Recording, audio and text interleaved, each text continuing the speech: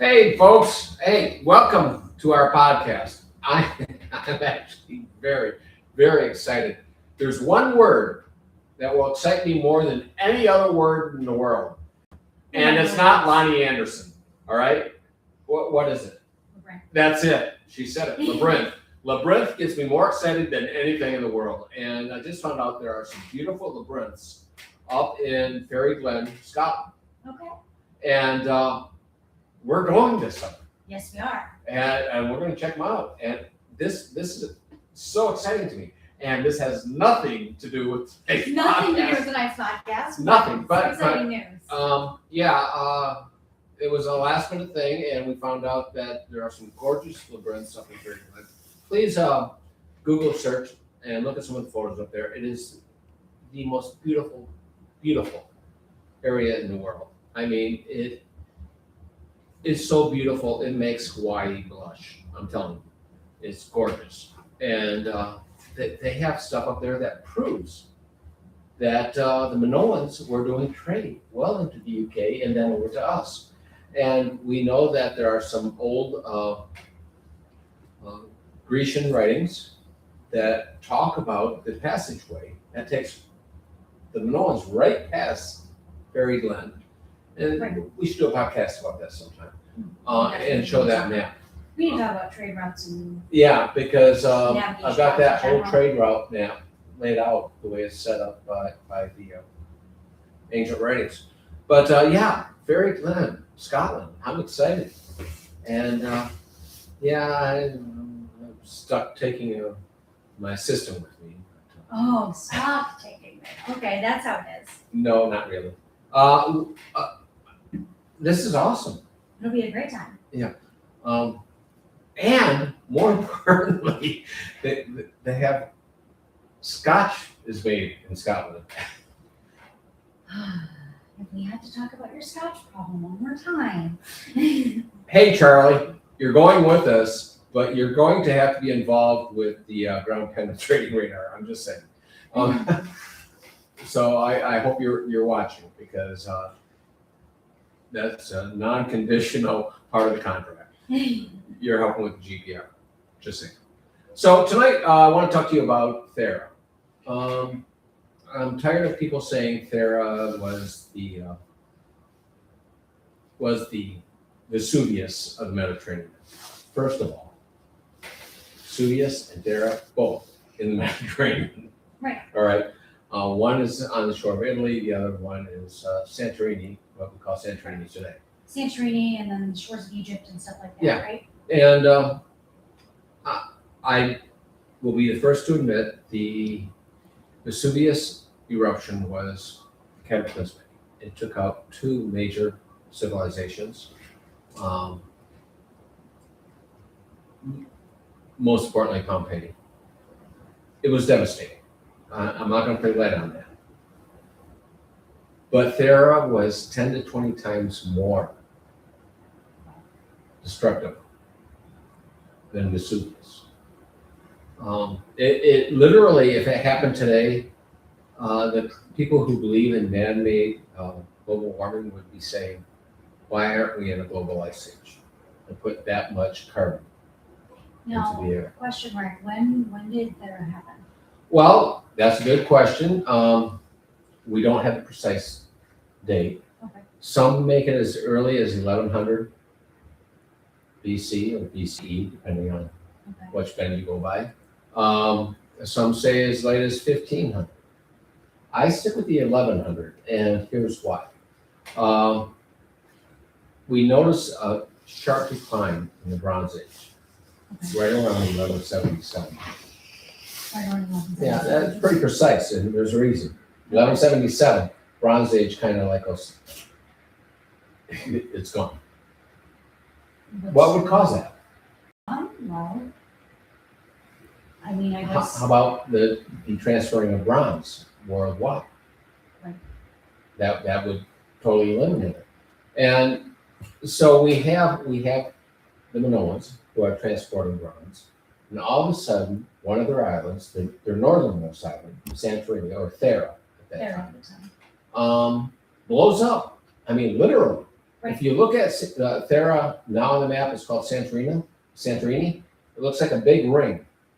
Not even a full ring, like, Right. It's like not the Three-quarters one of a ring ring. that rules them all. It's Right. just a portion of it. And that used to be a huge island. Now, I believe that this island was the island that Plato wrote about, and he called them Atlas or Atlantis. And part of that, What book is that in? That is in, Faces of the Moon, right? yes, no, Face of the Moon is the other. No. Which one is it in? Plato's writings. It's in one of the Yeah. writings. We'll have to do our research on that later. That's us skipping over the question that neither one of us have the answer to at the top of our head. But Plato wrote of Atlas. We call it Atlantis. And with Santorini, you have the city of Akrotiri. Totally devastated. They found the city. Totally gone. Unlike Pompeii. No bodies. They're all gone. Oh, wow. Everyone took off. They don't know where they went.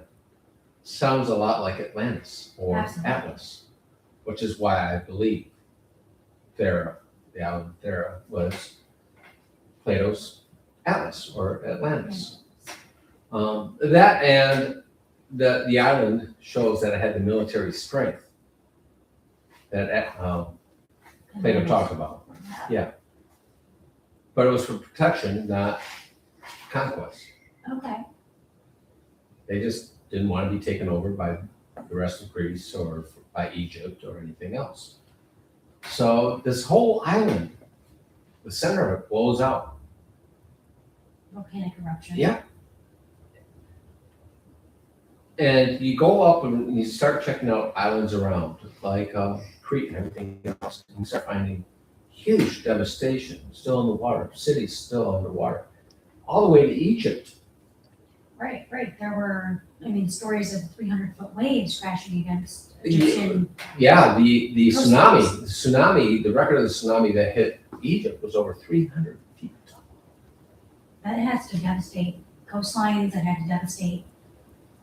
Obviously the countries right within and the islands right within. The only people that would enjoy waves that big are the ones that go, cowabunga, dude, let's go surfing, right? I don't even know if a surfer is going to handle a 300-foot wave. That's a massive wave. Chickens, they're all chickens, I'm telling you. But yeah, 300-foot tsunami hitting the coast, and this is why we find part of the Egyptian cities underwater. Right. They found whole civilizations of Egypt sunk, all about the same time. No. If you go with the 1177, 1177 BC. yeah, destruction.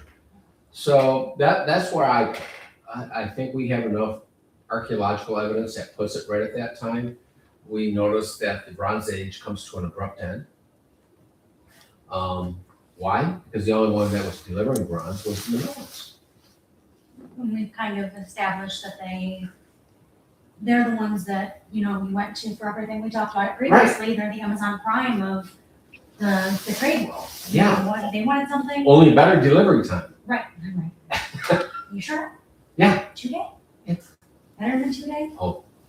It was really good stuff. They sold well. Now, They didn't sell, and just to clarify, they didn't sell mediocre stuff. You could go to the other people to get the mediocre stuff. They sold well. They sold expensive stuff. They were the Saks Fifth Avenue of the Mediterranean. okay. When you went for pottery or bronze, it was always high quality. Recently, out of the ancient Near East, there has been some really bad Yelp reviews of bad copper being sold back then. Really bad. Yelp reviews. Yelp reviews? Yeah. Of bad copper, but never bad review from the Minoans. Okay. Always good stuff. Now, there was a Minoan ship found coast of Turkey, right? Yeah. Okay. And that right there, I'm glad you brought that up. The copper that was found on that ship Right. what leads right into our project. Some of it had the exact purity of the copper found in Isle Royale. Right, some. Purity. Some of it did. Some of it did not. And the naysayers saying it couldn't have been from Isle Royale because some of this copper has heavy lead content that looks more like Cretan copper. Okay, All right, and I agree with them. That Right. copper came from Crete. absolutely. But what about the other copper that matched Isle Royale? I mean, it didn't all have to come from the same place. And probably wouldn't. Well, yeah, I mean, just like other places sell, better, best, and okay, or Huh? greatest. I mean, I'm assuming when ships are kind of the same of, we can sell you, this lower grade copper for this amount, but if you want the really good stuff, you're gonna pay a premium. Exactly. Imagine the conversation going like this. Hey, I want to buy some copper. What do you got? Well, I got some really good stuff from the New World. Man, this stuff will just rock your world. Check it out. It is so pure. It's not funny. But it's going to cost you this much money. And 3 slaves. Well, what are you going to have a little bit cheaper? Well, we got this stuff from Crete. Or Cyprus, I'm sorry. Yeah. We got this stuff from Cyprus. Cyprus copper. If that's what you want, yeah, we can get you all that you want. You can buy that from the Phoenicians if you really want it. But we got some of that's the garbage you want. No, give me the better stuff. Yeah, good choice. Right. So they were salesmen, and they did really well at it. But the Thera volcanic eruption eliminated that. And that's why we believed. I mean, it's always been believed that the Minoans didn't travel beyond their shorelines, and we're wondering, what has stopped that. But Yeah, and you bring up a very good point because this Barry Felt comes up with the argument that they went to shoreline travel at the time of the Romans. That under Augustine, after he took over and beat Mark Antony, figured there's no reason to explore to the New World, so stuck to coastline travel. okay, That's Barry Fell, and I appreciate Barry Fell. You know my feelings about him. He worked with what he had. The man was brilliant to work with exactly what he had. But like us, we have new evidence that we have to answer for. absolutely. And I would say Barry got this one wrong. I think that the fear of traveling outside of the coastline goes earlier than that. Right, I think it came. I mean, from our research and what we've done, we think that came from the Thera eruption. Yeah, and why wouldn't it? All of a sudden, you're used to traveling, and we just found like the ship off of 90 miles off the coast of Israel. It's very deep water, nowhere near the coast. You can't see the coastline. All right, oil team found the ship. We know that they were traveling deep water, Okay. and it goes back again to about just before 1100. Okay. And with all this in mind, you have to wonder, okay, they were traveling outside of this area, so now we know they traveled this area. What caused them to stop? How about all of a sudden sailing and then being faced with a 300-foot tsunami? Would that scare you? Yeah, that definitely scared me into sticking to my roots, that's for sure. Yeah. Now, I'm ex-Navy, and I would say it doesn't scare me, but I was an Airedale, so yeah, it would scare the hell out of me. No, it would scare anyone to see a tsunami like that. And I was in the Mediterranean on a bad storm on a Navy ship for 2 weeks, and that was scary. And not once did I face a 300-foot tsunami. To face something like that would be just terrifying.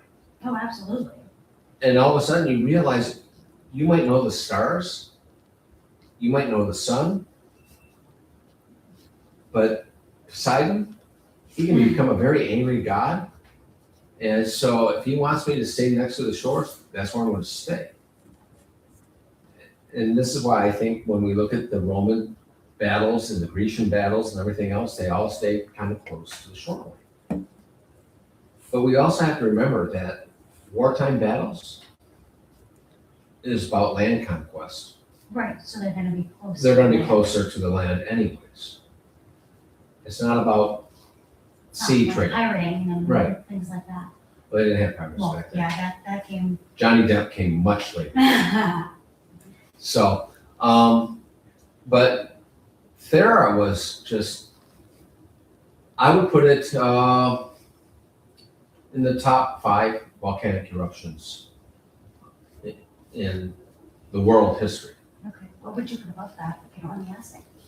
Above that, I would say the original Yellowstone eruption. Okay. All right, that had to be pretty major. Oh, absolutely. But I would definitely say that Thera, we know in magnitude, was at least 10 times the magnitude, 10 to 20 times of Pompeii. My biggest problem is people keep comparing it to Pompeii, like Pompeii was so much worse, and no, it really wasn't. We just unfortunately could see the And fatalities of we can that. see the fatalities of Pompeii, and the fact that with Thera, because it was so big, it was sending out a lot of early warning signs. It would have had to have been sending out some early warning signs that it was going to go. And people that live around the volcano start realizing, hey, Something's not right here. the volcano god's angry, and he's really angry, so we better get out of here. So Akratory, they take off. And I think that the people of Akratory are the people of, well, we said Atlantis. And they went out. I don't believe they lived underwater in roof ends and ended up spawning a Marvel comic book hero. So, but I do believe that they took off and started civilizations elsewhere. Okay. And part of that would have caused them to travel and carry some of their culture with them, which gives us more reasons for diffusionism. Right. But yeah, so hey folks, if you are studying the Thera eruption, please do not compare it to Pompeii. Or I'll send Alyssa over to kick your butt. And she can do it. Don't make any promises here. Okay, she can't do it. I'll send her dog. Creep, he's tough. I like him. But, so talking a little bit more about, obviously, Thera was this big thing that caused a lot of disruption. The Thera eruption was this big thing that caused a lot of disruption in the area. What would that look like along the coast of Egypt? What would people have seen aftermath of that? I want you to imagine a wave, trying to think of a 300-foot measurement that would, it would more than double the height of the Statue of Liberty coming in. It would bury the Statue of Liberty. They hit the shore of New York. It would wipe out, it literally sank cities. All right. A 300-foot wall of water hitting the shoreline. It doesn't stop at the shoreline. It keeps moving. So what do we know about the civilizations that lived within nowadays Santorini itself? Well, we don't know what happened to Akratory. The people are gone. Okay. All right. We are finding in archaeology a lot of the buried part of the community. And they were very advanced. Okay. Not just in trade, but in military. And again, their military looked like it was more designed around defense than conquest. Okay. And, which makes total sense because at that time you had Mycenaeans and stuff like that that were very much trying to take over everything, which is part of the western part of Greece. So Okay. they were trying to conquest everything. They're trying to take everything else over. And they said, hey, if you come here, don't mess with us. They were very advanced. They were able to protect. And we talked about this in the past, that Crete itself never worried about it. They got their strength because of their trade. And Crete was kind of like the capital of Minoan civilization. But because Santorini was so close to the island of Greece, they thought they needed protection, even though they were part of the trade circuit of the Minoans. They're also the ones that probably did most of the trade with the Hittites and like what we call Israel or the Canaanites. Okay, They were probably the northern part of the trade system, whereas Crete was more of the southern part of the trade system, okay, dealing with Egypt, Libya, and going out into the Mediterranean and over the Atlantic, if we're right. right, if our theories kind of Right. match up. But they were all intertwined. They were all part of the same trade system. So when it comes to Minoan trade, what do you think that looked like pre-Thera? Pre-Thera, they were, as I said many times, the Saks Fifth Avenue of Right. the I Mediterranean. guess I need more routes and things like Oh, that. they travel everywhere. I mean, they had every major civilization was covered. I have not talked to Dr. O'Shea about this at the University of Michigan, but I think it's very important to point out. He found that there's a part of the Bronze Age in Hungary that doesn't have any copper, that they were celebrating the Bronze Age, all right? So how does this happen unless somebody's bringing them Copper. bronze or copper, you know? And I think that they allow their Bronze Age to go into it. We find in Austria, we're finding Minoan style pottery in Austria. In England, and we talk about the Belgian civilizations. All their copper and bronze. It looks very similar. Now, a lot of archaeologists would call me a heretic for even suggesting that it may have been Minoan related, but it matches. Right. And we have to ask ourselves why. Yeah, and then we find here in the United States a lot of the same type of pottery going up and down the Ohio Valley and the Mississippi Valley and into Michigan. Where are these copper and bronze pottery coming from? Alyssa, I've taken you to quite a few different museums. Right. And all of a sudden we go into the Native American area. We start reading their histories and everything else. And there's a phrase you say that all of a sudden becomes normal on every site we go to. Imagine that. Because there's such an immediate tie to the Minoan culture. Right. And that's not to, I'm not sure the word I'm looking for here, but it's not to say, oh, the Native Americans' heritage isn't important or anything of that sort. We're more trying to understand what was their heritage. And Well, what, we go to, and you and I, when we went up to the UP, we went to a lot of museums, and we didn't go and look at the artifacts first. You and I went and looked at the stories, right, the oral traditions. their oral traditions, and everything else. And what we found is they all had the same oral traditions, that they had visitors. They had visitors and that they came over on a turtle and things like that. A turtle or a boat. Right. But their oral traditions. Or they if came you from watch a turtle. History Channel, it could have been an alien ship. By the way, I don't believe that even for Okay. a moment. No space aliens. all No right? space aliens? No. Okay. But yeah, their tradition is that they had people coming over and visiting. Okay. I'm not saying they were here before them. Right. Our No, natives. not. No, I'm saying their oral tradition says they came and visited. Look at the whole idea, this what they call the secondary story of the population of the native Mackinac out there. One is the turtle, the great turtle, and everything else, but the other one was this tribe that was pretty much wiped out by the Iroquois. But these visitors came in and intermingled with the Ojibwe. Right? Yeah. Okay. I'm thinking back to what we're talking about. I know. I wasn't expecting to talk about this today. It just kind of like, there it is. And that would make perfect sense that here's this tribe that's coming in. And do you know the Ojibwe are the only ones that carry any DNA trait of the Minoans? Oh, really? Yes. Okay. I would actually love to actually look at that and take a. Do we have is that confirmed? That was actually from one of the boards that I got up in the UP. Really? Yes. Okay. I'd have So, to take a look and see yeah. exactly where that was. And that's why I've hired people like you, is because I take everything that what I read. Right. But yeah, they're the only ones that have DNA of the ocean, of the Mediterranean, Greek DNA. DNA. Okay.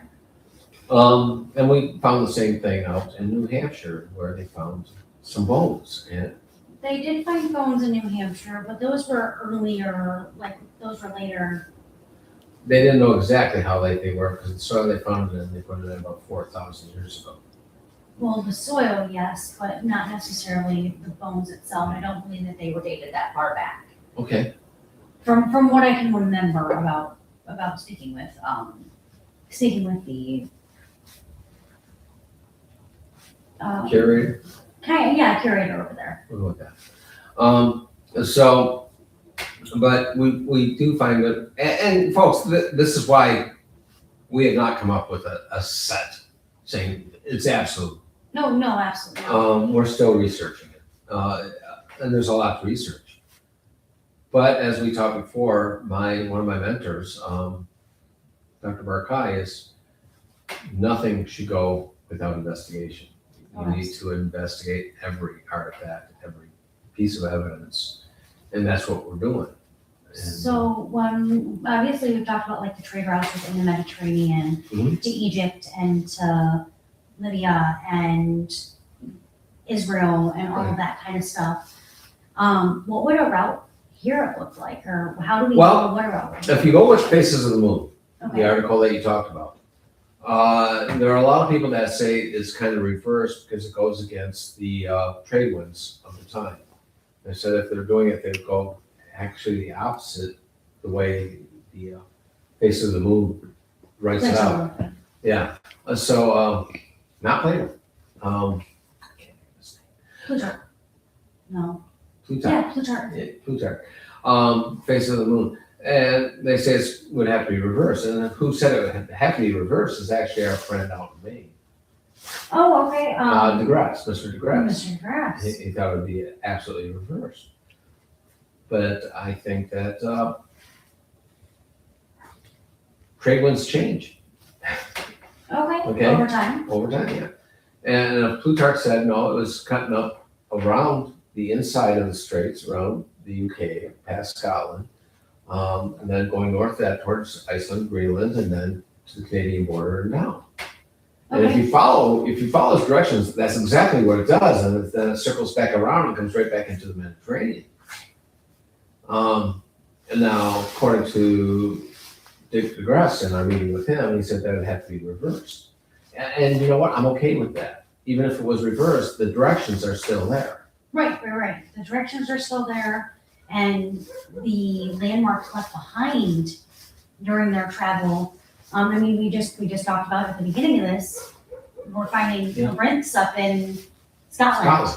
Well, not just Scotland. When we were out at New Hampshire, Right. we're walking. We just talked about it. We're walking around, and first we go to Connecticut. Right. And we start finding these labyrinth-style decorations. Again, you say labyrinth, and I'm there, right? Right. We start finding these labyrinth-style stuff, and then we go up to. They called it their circle of stones over Yeah. there on the Dungeon Walk site. Yep, on the Dungeon Walk site, and I totally disagree with the lead archaeologist about that. He claims it's Irish, and I think it's only because he really likes St. Patrick's Day. But I think it looks and acts much old. It feels much older than that. Okay. And some of the dating of the stones and soil and stuff between the stones will go back much further back than what he's saying. Okay.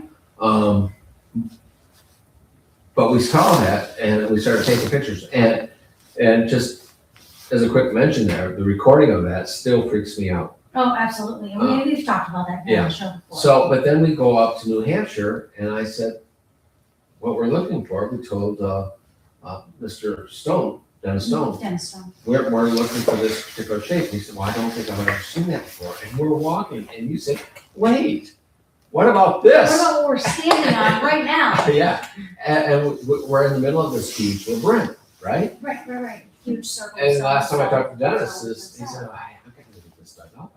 Right. Get this Well, he excavated. said that when we were out there.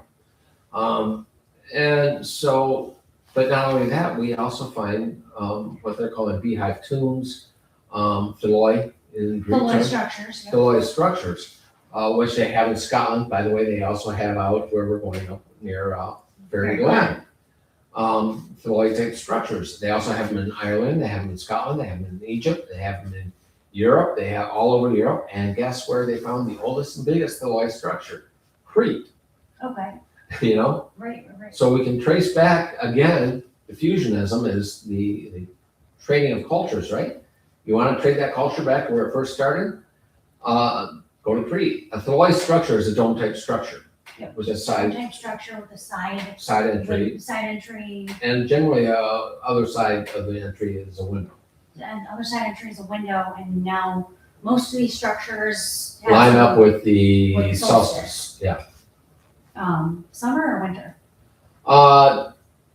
Both. Okay.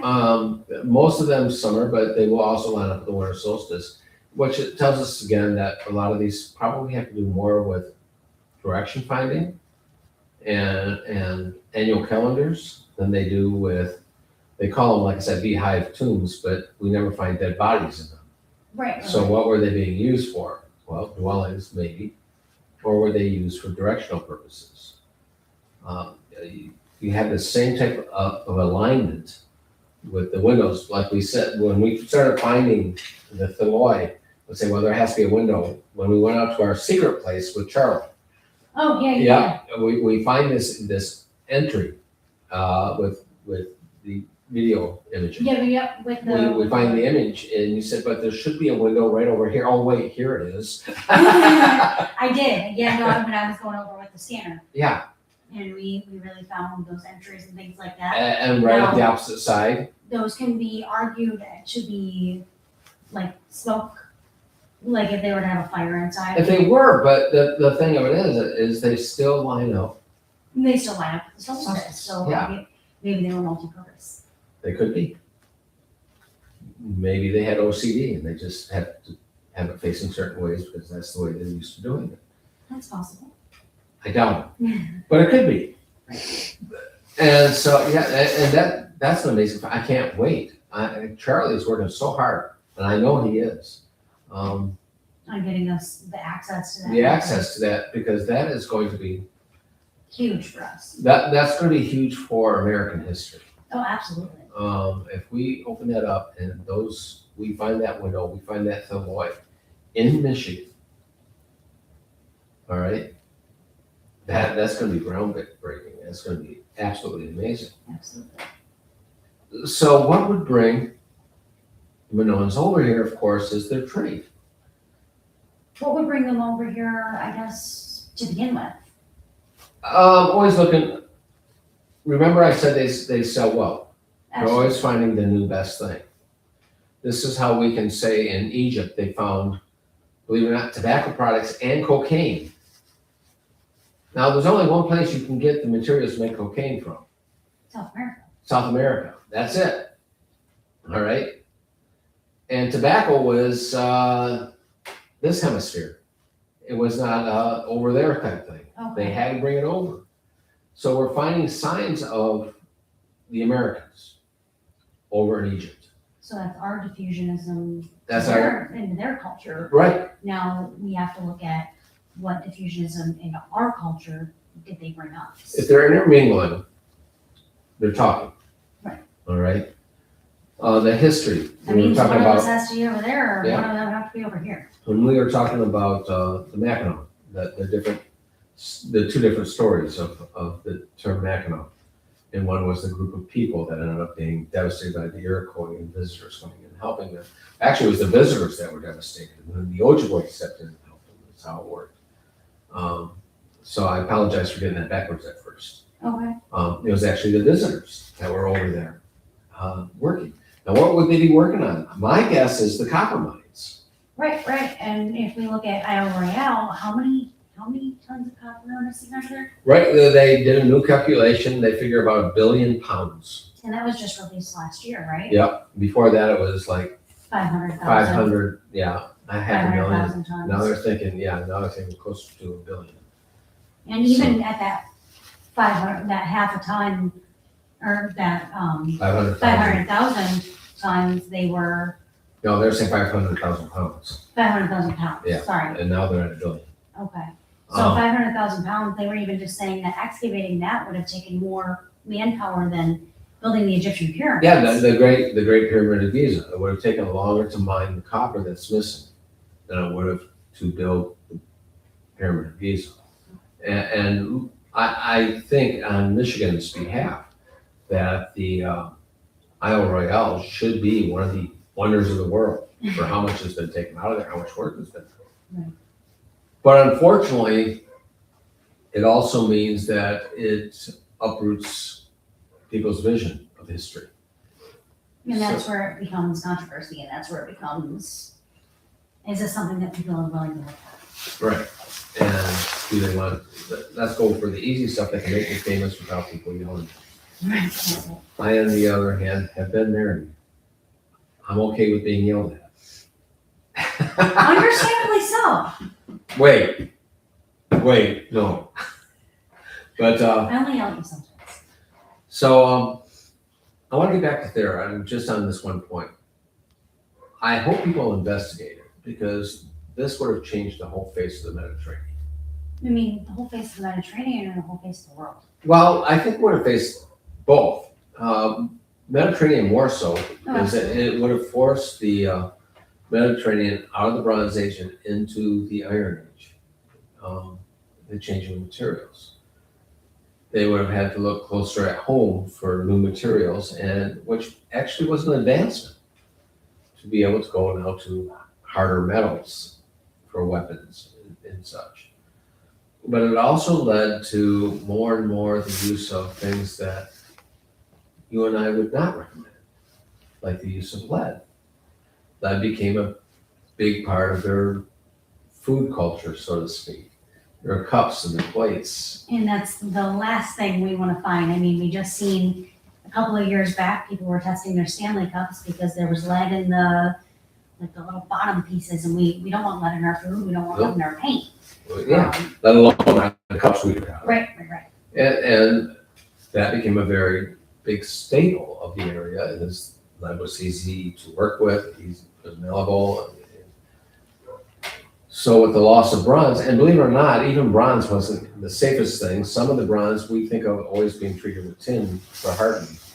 But some bronze was mixed in with arsenic as their agent to harden it and make it the hardest. Well, arsenic bronze, folks, if someone tells you you have arsenic bronze, do me a favor, don't drink out of it. Just don't do it.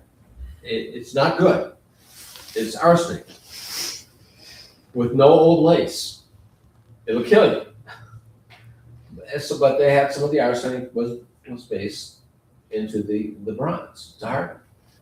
And then Bronze Age, the whole concept of bronze was new. Let's take copper and find a way to make it harder and more useful. Okay. Because copper on its own is soft. Soft and malleable. Yeah. And But if you want it to be a weapon, an arrowhead, or you want it to be able to put up with using it banging against a table or something like that, you're gonna harden it. needs to be You wanna make a smelted and statue. mixed. You want to make a statue. You don't make it out of straight copper. You harden it up and you make it out of bronze. Then the sculptors can do something with it, and it will last. Now, obviously, oxidized copper turns into that like aquamarine color that we all know today. That beautiful green color. Yeah. Right. Now, does that happen when you're mixing it with all these other agents? You still get oxidization of Okay. copper within it. I want you to think about you live near Monroe, Michigan. Right. All right. There's a statue in Monroe, Michigan, which actually should be in Toledo right now, but there's a statue in Monroe, Michigan of General Custer. General Custer, yes. And now they recently It's in very redid smart. that. Yeah, they recently redid that. But if you remember back when you were a kid, that used to be green. Very, very green. Right. Absolutely. And they cleaned it up and they polished it and they coated it and to keep it back to the bronze color. But eventually it turned green again because the copper within it. That's a good way to look at that. So you can see the Statue of Liberty, Right. right, is made out of bronze. And For the longest time, we have all these beautiful icon little statues on our dashboards and everything else, something green Statue of Liberty. But after they cleaned it up and everything else, it was back to a bronze color for a while. Okay. But it's going very Oxidization happens. Yeah, because it's right around surrounded by salt water. That too. So It it's gonna speeds that cause process up. So obviously we've talked about Thera, we've talked about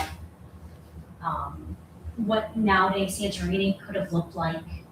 What we believe it looked like was modern day Atlantis. Yeah.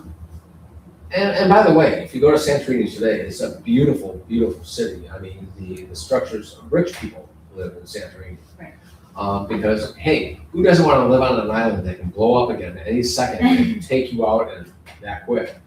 And honestly, it can. The same as Yellowstone can just blow her top at any moment. Right. Volcanoes do what volcanoes do, right? Yeah. Look at Hawaii. For the longest time, people would go to Hawaii and you could set your clock by the volcanic eruptions. You'd look at how beautiful it looked until the last time. Right. And all of a sudden, Hawaii's hurting because the eruption. Volcanic eruptions can be devastating. Now, if you want to talk about another thing that will blow us away, Rick has been writing. Rick has been writing quite a bit recently. Yeah. I'm writing a book. It's more for younger youth. And I always have, I've come to a conclusion on if Moses, where would he fit into actual Egyptian history? Okay. All right, and I can only find one pharaoh that would fit the bill as the pharaoh of Egypt, and that would have been Amenhotep III, who was the father of Akhenaten, or Amenhotep IV. But he had an older son called Thutmose that died for mysterious reasons. We don't know why. If I'm right, it would have been one of the plagues of Moses. Okay. And everything around there, the economy started falling apart under Amenhotep III. Just a whole lot of stuff was going on that would make it a good fit for if you want to pinpoint the pharaoh of the Exodus. I think he'd be the best choice. Okay. So I wrote kind of like a Harry Potter story about 4 kids that like getting into trouble together in Egypt, and they go to battle against some of the ancient Egyptian gods and everything else. And got a meeting with some Very important people. very in regards important to people that. tomorrow morning on the production of that, and it's exciting. And We're looking at a full trilogy, or are we looking more than it's that? full trilogy Okay. and possibly movies. Okay. And when I say possibly, if I go with the people I'm talking with tomorrow, yeah, it'll be a movie That's exciting. or a bunch of movies. Or a TV show or something more. Yes, or a cartoon Okay. or a commercial for my book. Mm. Who knows? Well, It's and if you have not read Trade Winds already, make sure you take a look at our Facebook page as well as our website. You can buy Trade Winds on If you want Amazon. trade winds, if you watch this podcast on YouTube, put a message, I want a copy of Trade Winds. And we will pick one person out. One person to ship a book out to. I'll send them an autographed copy of Trade Winds. So you guys have until Friday at midnight to go ahead and submit the I want a copy of Trade Winds for us to get that out to one of you. Yeah. And any questions you guys have regarding tonight's podcast, we're happy to hear them. We can answer them either on the next live or feel free to message us. Yeah. Otherwise, it has been a lot of fun. I look forward to being back in 2 weeks. See you guys in 2 weeks. Sounds good.